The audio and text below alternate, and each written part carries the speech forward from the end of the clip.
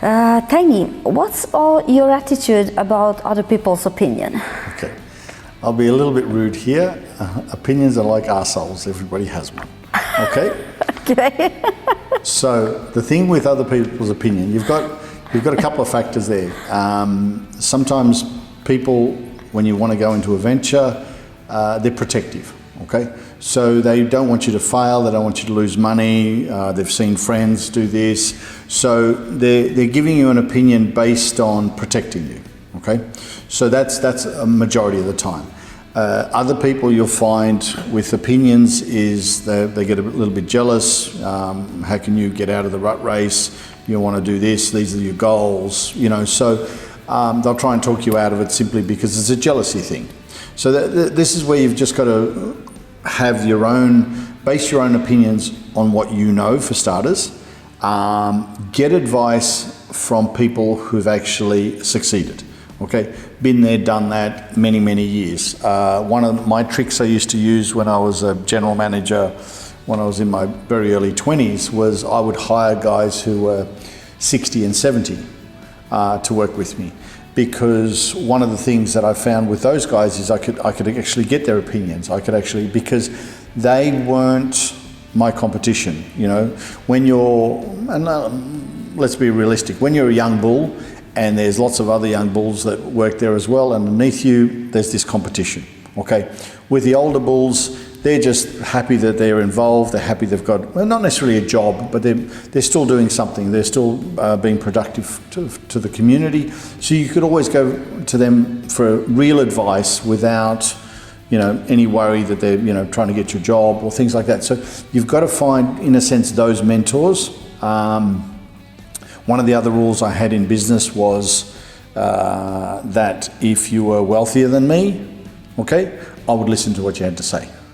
You can't, in a sense, in a nice way, if you're on a $200,000 income, you're not in your business, you're not going to ask somebody who's got a minus in his business how to run a business. So I would always look for people, or in a sense, you know, motivational speakers or things like that. The one time that I did ask, in a sense, we'll call him not financial, call him just a normal farmer from a village. I asked his opinion and I spent 2 hours with him.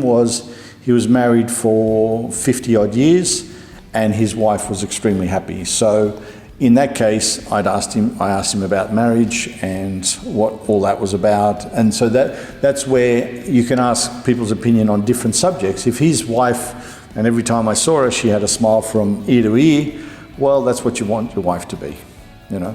So going back to other people's opinion, work out, are they protecting me? Are they jealous? Are they helping, you know? So that's one of the crucial things, and then you'll see who's there to support you. But as I said, the majority of the time they're trying to protect you so that you don't, you know, end up, you know, losing money. I think when I started the amusement park here in Serbia over a period of, let's call it 10 years, I was told advised that it wasn't the right thing to do. It was like, you're going to lose all your money, nobody's going to come, you know, so forth, so forth, so forth. So I didn't look like the biggest idiot in Serbia, building an amusement park here. However, I was a close second. We haven't found the biggest idiot yet. Strangely enough, when it opened up, the thing that everybody said afterwards is that, oh my God, your car park's not big enough, all right?